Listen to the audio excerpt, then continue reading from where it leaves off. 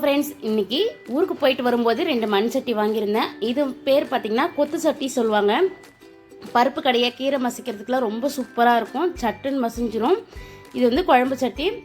இந்த 2 சட்டி எப்படி பழக்கிறதுன்னு பார்த்துடலாம் வாங்க. இதை எந்த ஒரு சோப்புமே போட்டு நீங்கள் கழுவக்கூடாது. ஃபஸ்ட் டைம் வாஷ் பண்ணும்போது அப்படியே தண்ணியில் கழுவிட்டு இது ஃபுல்லாக தண்ணி பிடிச்சி வச்சுருங்க. 1 டே இருக்கட்டும்.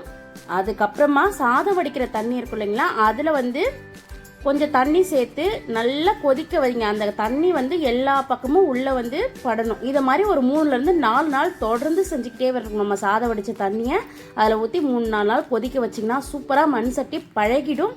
அதுக்கப்புறம் நம்ம என்ன சமையல் வேணாலும் செஞ்சுக்கலாம். நான் பார்த்திங்கன்னா மட்டன், பலாக்கொட்டை, முருங்கைக்காய் எல்லாம் போட்டு சூப்பரான மட்டன் குழம்பு வச்சுட்டேங்க. இந்த மாதிரி மண் சட்டி பழக்கிட்டு செஞ்சிங்கன்னா ரொம்ப நாள் நல்லாயிருக்கும். தேங்க்யூ ஃபார் வாட்சிங்.